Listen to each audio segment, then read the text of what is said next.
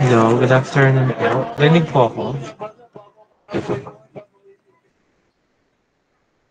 Okay, sige. So, ito.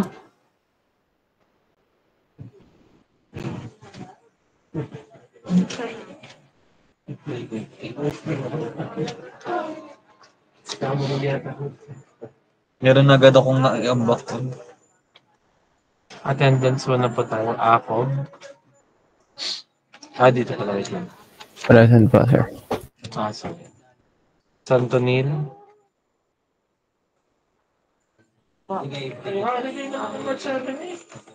Santo Nil, nandan ka ba?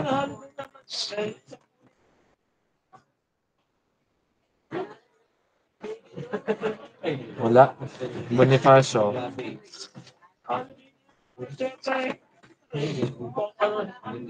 Bonifacio, wala din.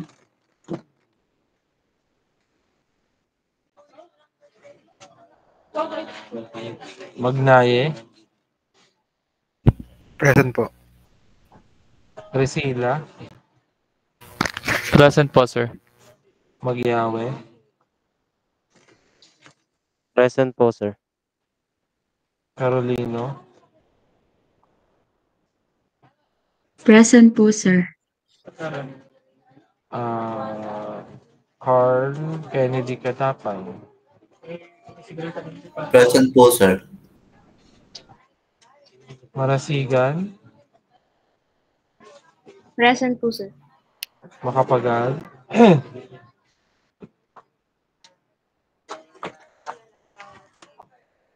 Makapagal. Wala. Cabriga. Present po. Leofe. Echaluce. Present po. Medrano. Present po. Ontangko. Present po. Sahulan. Present po. Beranya. Present po. Lin. Present po. Kuliyat. Present po, sir. Bagsit. Present po, sir. Pasilaw. Present po, sir. Gutierrez. Present po. De Castro. Present po, sir. Camo. Present po. Orozco. Orozco. Present po. Agbing. Present po, sir. Bico. Present po. Eduardo. Present po, sir. Manalo. Present po. Quezon. Present po, sir. Garanza. Present po, sir. Velasco. Present po. Magboo. Present po. Magani. Present po. Bermudez. Bermudez. Bermudez, wala. Gonzales. Present po. Hatulan. Present po. Amparado. Present po. Miranda. Present po. Saa. Present po. Si Bermudez, andyan na?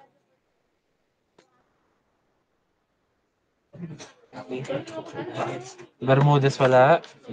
Makapagal. Present po. Bonifacio. Bonifacio. Santo Nil. Present po, sir. Okay. So, saan po tayo tapos last meeting? Sa problems po ng diesel po. Okay, so before we proceed with the Brighton cycle, do you have any questions or clarifications?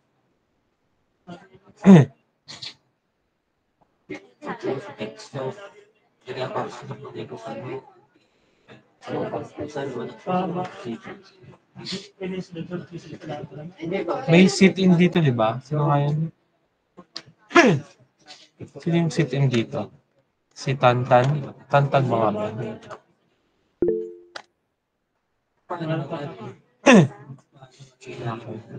Si Bonifacio wala pa? Okay.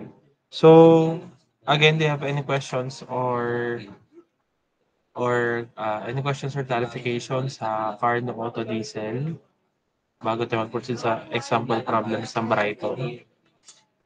Any questions or clarifications? Wala? Punong tanong? Sure? Sure na, walang tanong? Okay. So, we're going to solve yung example problems under Brighton cycle. So, dalawa lang naman yun, ano? So, sorry guys, medyo masama lang pakilasa ko. So, still, I'm going to try to explain as much as I can yung about sa Brighton cycle. So, do you have, can you see my screen na po? Sige, okay, so in a Brighton cycle, wait lang.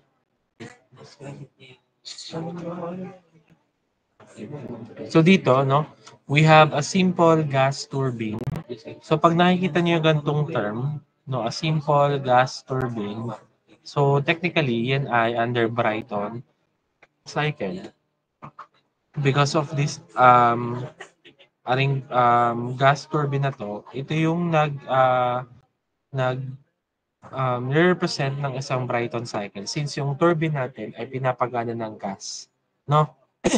So pag nakita niyo itong ganito, a simple gas turbine engine, so Brighton cycle yung gagamitin niyo to solve that particular problem, okay? Operates with air, so air yung gamit natin dito as the working fluid. So we have a pressure ratio of 18:1 and the maximum temperature of 700 degrees Celsius. So the air enters the compressor at 100 kilopascals and 20 degrees Celsius. Determine the thermal efficiency, specific heat addition, and the state of air exhausted by the turbine. So state of air, so we're going to find the temperature at the exhaust part. No? So given values daw natin, so we have the pressure ratio of 18. So ito na ibig sabihin naman ng 18:1, no. So para siyang RP, no, RP is equal daw kay 18:1. Or yung 18/1. Di ba? Usually ganyan sa fraction yan, yung ratio and proportion natin. So may 18:1. So still 18 pa din yung ating pressure ratio. But not necessarily mean na yan na yung P2/P1. No? Hindi ibig sabihin na yan yung P2/P1 agad. No? Gets po ba? Hindi siya ibig sabihin na yan yung inyong P2/P1. Pag may binigay na ganyang ratio, hindi po yan ha. Hindi po yan equal dyan. Hindi equal, mali. Hindi equal yung P2 sa 18. Gets nyo ba? At ang P1 ay 1. Ano? So, hindi po siya ang gagamitin yung reference. No, mali ito. So, simply, ito na yung ratio ng P2/P1. Itong 18 na mismo. So, ratio na yan. So, any number na pag pinag-divide mo ay maglalabas sa 18. But not necessarily mean na ang P2 mo ay 18, ang P1 mo ay 1. Gets po ba? No, baka kasi mamaya makakita ng ganitong ratio. Ano? Nakakita ng ganitong ratio. Ayun, ang 18 is equal to P2. P1 is equal to 1. So, mamamali ka. Ano? Okay, clear tayo dun. Even sa RK, RC, at RE, mga ganyan. So, same applies doon. Ano? Gets po ba? Ganun din yung application, yung principle. So, given natin, we have the pressure ratio na 18 and the initial pressure and initial temperature converted into absolute temperature. So sabi dito, maximum temperature natin is 700 degrees Celsius. So same pa din tayo dito na T3, no, 0.3 yung ating maximum temperature. Okay? Kasi ito yung point right after the combustion process. Okay? So we need to find the thermal efficiency, the specific heat addition, and the exhaust temperature T4. So for letter A, we're just simply going to solve for the thermal efficiency of a Brighton cycle, and we have two ways. Now we have two conventional ways para ma-solve yung thermal efficiency ni Brighton, no? Yung isa using the RK, ang isa using the RP. No, pero para naman sila nalalabas sa sagot. So since ang available given is the pressure ratio, so we're going to utilize this conventional formula for the efficiency of the Brighton cycle. Okay po? Okay po ba? Okay, so just a review. Kung magagraph tayo ng PV or TS diagram ng Brighton cycle, saan natin malolocate ang pressure ratio? Ito nga, si Kamo. Kamo sa atin malolocate si RP sa PV or TS diagram ng Brighton cycle. Anong process? Ano ba si Kamo? Rinig mo ako? Hello po.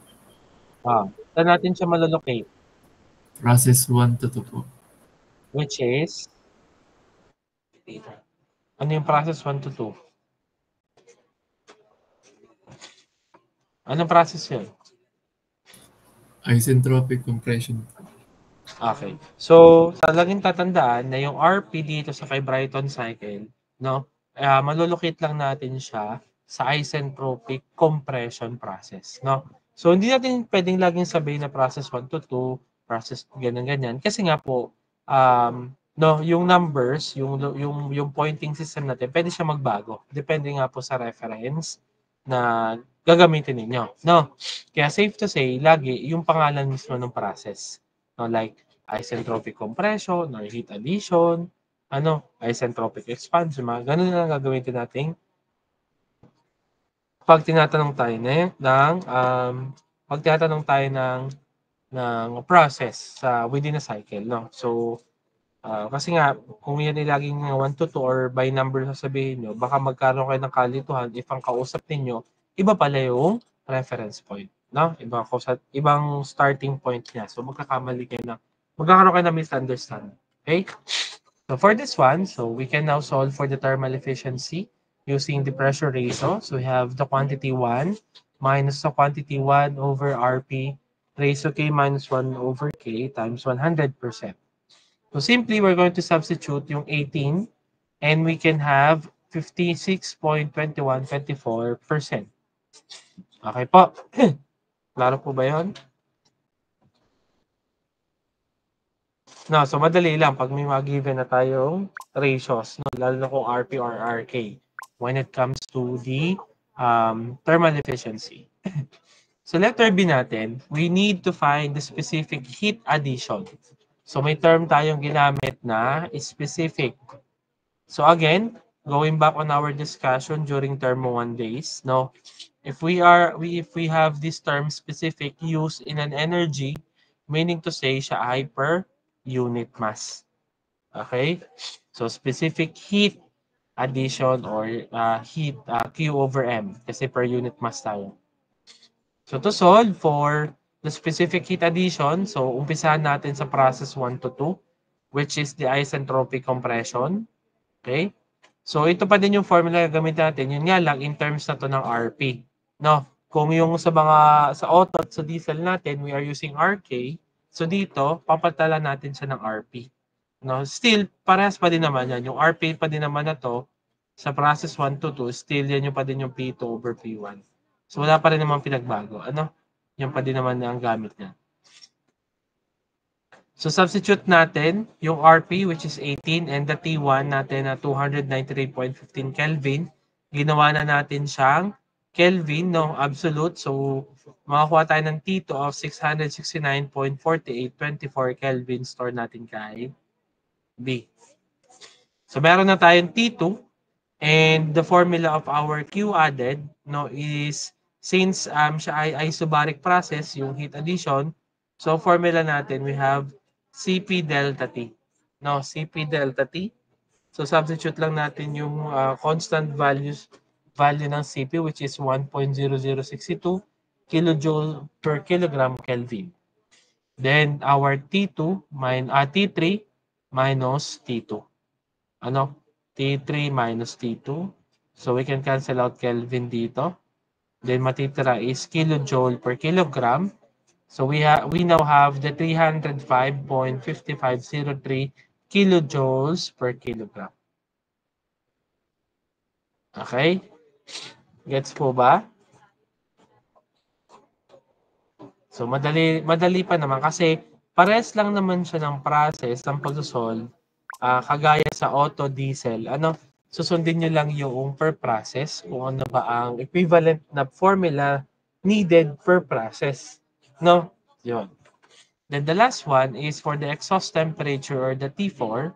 So we are going to use the thermal efficiency since may nakuha na tayo dito kanina. So ito, i-store pala dapat natin to, let's say KE. Pero ang values niya na gagamitin natin is yung decimal point. Let's say 0.5621. Let's say yung naka-save kay E. No, naka-store. Since we are going to use the thermal efficiency, no, in terms of temperatures, no. So, di ba, nag-derive tayo ng formula ng thermal efficiency using the temperatures of all points, no? Yung points ng ating cycle. So, meron tayong 1 minus T4 minus T1 all over T3 minus T2. Okay? So, substitute lang natin yung mga values natin. So, ito yung ating thermal efficiency. 1 is equal to 1 minus yung T4 yung nawawala. Then T1 over T3 minus T2. Then our T4, since wala namang binanggit kung anong required unit, so pwede mo ang final answer mo in Kelvin or in Celsius. So it's 426.1186 Kelvin is equal to 152.9686 degrees Celsius. Store natin siya kay D. No. Yung given natin dito kanina, ito yung T1, store niya yan kay A.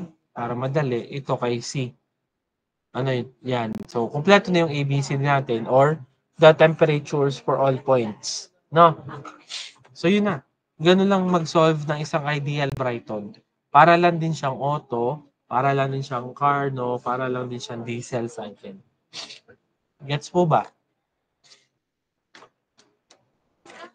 Any questions or clarifications?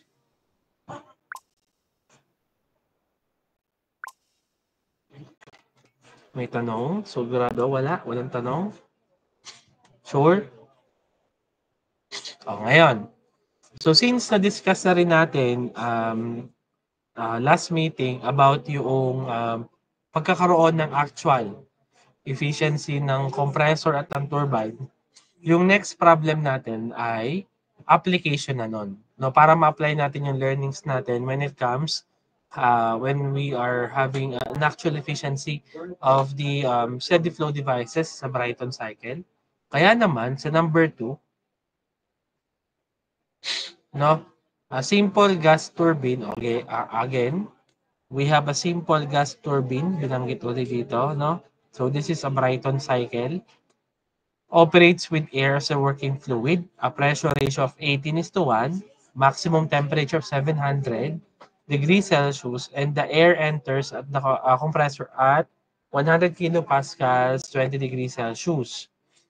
The compression and expansion isentropic efficiencies are 0.87 and 0.94 respectively.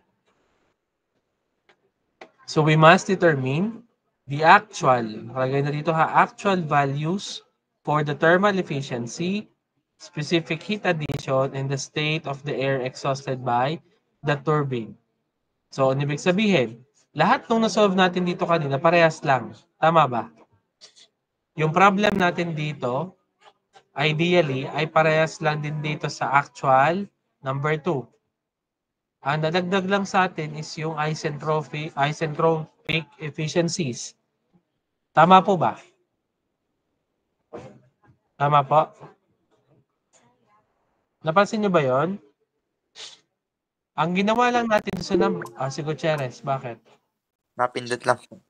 Okay. So kung mapansin nyo, kinopya lang natin yung problem number 1 and dinagdagan lang natin siya ng isentropic efficiency for compressor and turbine. Okay, so tingnan natin, ano bang mangyayari pagkuha ng actual values. So yung given natin, same kanina, plus itong dalawa. No? So be careful, baka magkapaliktad ha. Sabi dito, compression and expansion. So unang binanggit si compression, okay? Tapos ang unang binanggit, 0.87. So meaning to say, kanya yon 87%. Huling binanggit si expansion, huling binanggit si 0.94, meaning kay turbine yon. Gets po ba? Baka kasi magkapalit. Ano? Be careful. Okay? So again, the compression and expansion isentropic efficiencies are 0.87 and 0.94 respectively. So pag may mga given na ganito, naka-decimal point na, baka naman i-divide mo pa ng 100 yan. Hindi na po. Ano? So meaning to say, naka-divide na siya ng 100. So kung ilalagay mo siya sa given as percent, edi ganito. Gets? Gets po. Baka kasi mamaya, i-divide nyo pa ng 100. Mamamali na tayo ng sagot. Ano? Okay? So again, kung makikita nyo yung required natin, lahat may kudlit na, may prime na, kasi actual na yung hinahanap. Okay? Okay po ba? Okay. Kanina, sinolve natin yung thermal efficiency using the conventional formula. Ano, yung 1 minus 1 over RP raised to K minus 1 all over K. Ngayon, tatandaan ninyo, yung RP given dito, yung pressure ratio dito, hindi nyo na siya magagamit for thermal efficiency actual. Hindi na po. Bakit? Yung RP kasi na to, is yung state niya is ideal. No, ideal to. For ideal, Brighton lang mo gagamitin yan. So pagdating kay thermal efficiency actual, hindi mo na siya pwedeng gamitin. Ano? So anong gagawin natin? So dito, kung nag-solve tayo ng T4 dito using the efficiency formula na puro temperature, so yun din yung gagamitin natin dito. Yan nga lang, we are now dealing with actual efficiency ng compressor at ng turbine, kaya mapapansin nyo, yung T4 at T2 may kudlit. Tama ba? Tama po? Yun. So ngayon, kailangan muna nating isolve yung actual values ng T2 prime at ng T4 prime. Naiintindihan? Kaya ganito yung ginawa kong example, no, continuation lang ng problem number 1. Kasi para maintindihan ninyo na bago kayo mag-solve ng actual, isosolve mo muna siya ideally. Naiintindihan? Bakit po, sir? Okay, sabi dito, solving for the actual values of T2 prime and T4 prime using the efficiency of the compressor and turbine. Kung makikita nyo yung efficiency ng compressor at efficiency ng turbine, meron tayo dyang T2 ideal, may T4 ideal.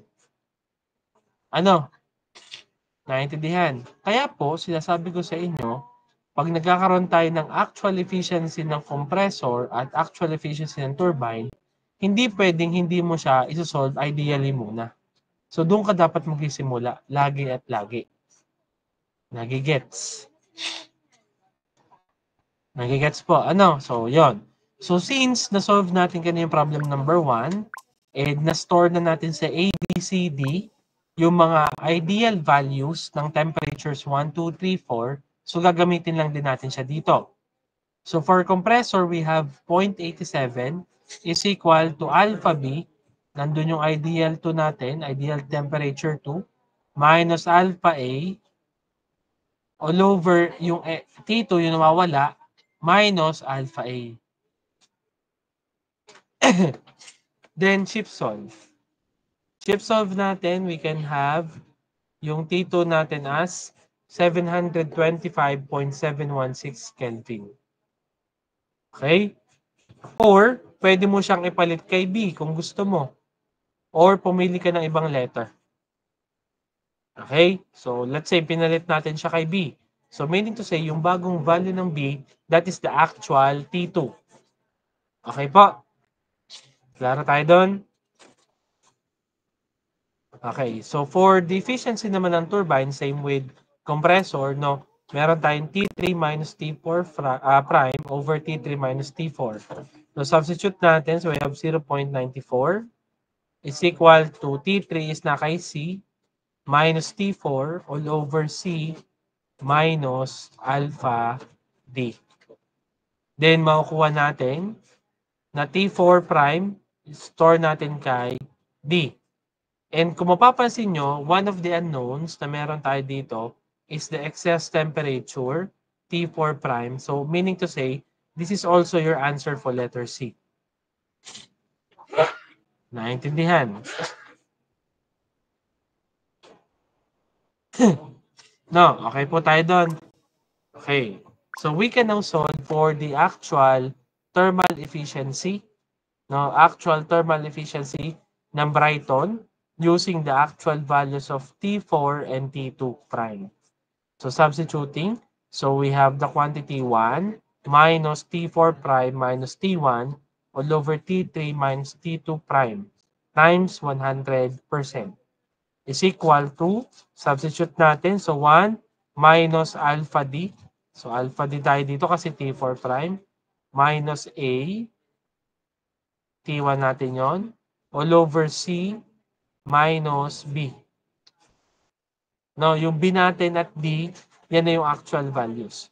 So, meron tayo ngayong thermal efficiency of 32.9961%.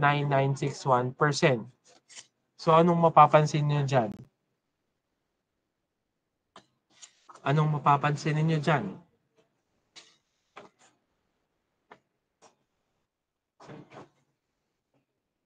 Ha? Sir, mas mababa po dun sa ideal. Mababa sa ideal. Ano? So, meaning to say, there is a significant drop ng efficiency, ng thermal efficiency of the cycle if we're going to consider the actual performance ng compressor at ng turbine. So, meaning to say, pag ina-account na natin yung mga losses nila. Naintindihan? No. So, dapat, pag ganito yung mga klaseng problem na sinasolve natin, na continuation, no, na parang yung una, sinolve mo ideally, pati thermal efficiency, then ngayon, in-incorporate natin the actual efficiency ng compressor or turbine, dapat mas mababa yung makukuha ng thermal efficiency. Never pang nangyari na tumaas pa lalo. Ibig sabihin, may mali ka. Gets po ba? Ano? So, dapat, mga ganong thinking, naiisip natin yun about the solution. No? So, actual efficiency yan. So, therefore, dapat mas mababa kaysa sa ideal wherein ang iyong compressor or turbine ay 100% efficient. No? Compare naman dito na bawas na. May losses. Okay? So, one way for you to check your answer kung tama. Ano? So, thermal efficiency ng actual versus ideal. Naiintindihan po ba? Okay. So, klaro po tayo? Any questions so far? Any clarification? Questions? Anything? Wala? Sure kayo? Sure? Walang tanong? Sure na sure na sure? Sure kayo? Wala? So, sige, walang tanong. Proceed tayo sa letter B. The actual specific heat addition. So, balikan natin yung formula ng heat addition natin wherein we have QA over M is equal to CP times T3 minus T2 prime. No? So, for us to get an actual heat addition, so, ang gagamitin natin dito is yung T2 prime. Okay? So, substitute lang natin yung values. We have 1.0062 kilojoules per kilogram Kelvin times alpha C minus alpha B. Okay? So makakuha tayo ng 248.9681 kilojoules per kilogram. No, as comparison, doon ito 248 or roughly 249. Ang QA natin dito is 305. No. So meron din tayong significant drop sa heat addition natin. Okay? Kasi nga may mga losses na tayo, no, yung heat losses natin. So yun yung ating actual heat added sa cycle. Any question po or clarification?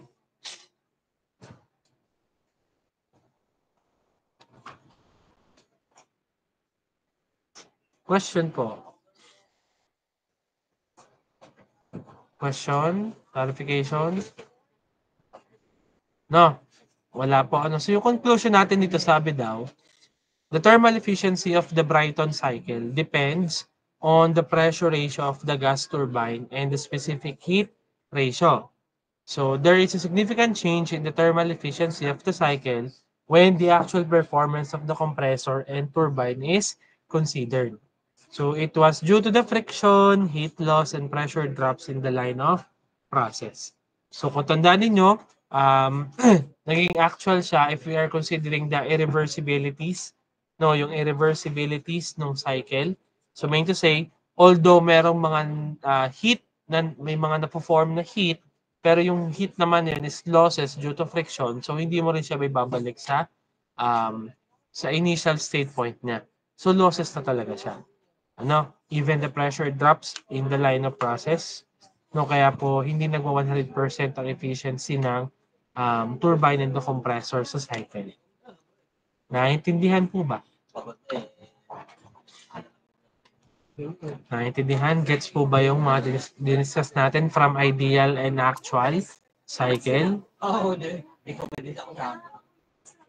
Sure? Okay, yung sunod dito is your assessment number 1.1. Nag-start na po ba kayo magsagot dito? Nag-start na po kayo magsagot? Do you have any concerns about this assessment number 1.1? May gustong itanong? Baka may naguguluhang part? May hindi malinaw? Assessment number 1.1. Any questions? May tanong? Sahulan. Sir, magsasend din nga po kayo ng answer key po na yan po. Ano po? Pero siguro by next week na. May sagot na ako pero next week ko na isasagot. Isasagot. Isasend. No, basta sagutan nyo muna. Kaya tapusin nyo muna siya. Then, bago ko isend yung final answer. Para checking na lang kayo. Okay? Hindi yung patatamain nyo lang sa sagot na pinasa ko. So, sagutan nyo muna. Okay? Para medyo yung learning natin pagdating doon. Do you have any questions or clarifications about sa discussion or even dito sa assessment number 1.1? Do you have any? Tanong? Wala? Sure? Okay. So, meron pa tayong 52 minutes. Tama ba? 52 minutes, no? So, sorry guys, no, I cannot continue yung discussion chapter 2. So, next meeting na yon. So, pinilit ko lang tapusin itong chapter 1. So, para matapos itong assessment number 1.1. Ano? So, dyan, medyo ako yung allergic rhinitis ko ngayon ay sumusumpong. Okay? So, tapusin nyo to sa remaining time. I mean, sagutan nyo to sa natitira nating oras. Then, next meeting, no, we're going to proceed sa chapter 2 na. No? Sobrang iksi lang nitong chapter 1 kasi guys. Kasi more on review lang talaga to. No? Itong chapter 2, dito na, kalahati nito is about sa gas and kalahati is about vapor. So medyo nag-uumpis na tayo pang termo to sadya. So medyo mahaba-haba to. Itong chapter 2. Ano? So we're going to start that next week. Next meeting. Okay pa. Do you have any questions, clarifications, anything? Wala? Sure kayo? Okay, so kung wala na pong tanong, so thank you for attending our class today, no? So again, for the remaining time that we have, kindly solve the problems under assessment number 1.1, no? Para naman ma-apply niyo yung learning, lalo na yung padulo about the actual Brighton cycle, ano? Para yung retainment ng knowledge nandun, okay? Yun. Then, syempre, siguro by next week, mag-send na rin ako ng preset number 1 para maumpisahan nyo na din, habang ako ay nasa board exam. Okay? So, yun yung papagawa ko sa inyo next week. Ayusin ko lang yung preset. Okay po tayo doon? Clear po tayo doon? Okay. So, again, one last question. Do you have any clarifications or anything to ask, to clarify? Wala? Sure? Okay, so kung wala po, so thank you for attending our class today. See you next time. Hello, yung Okay. formal.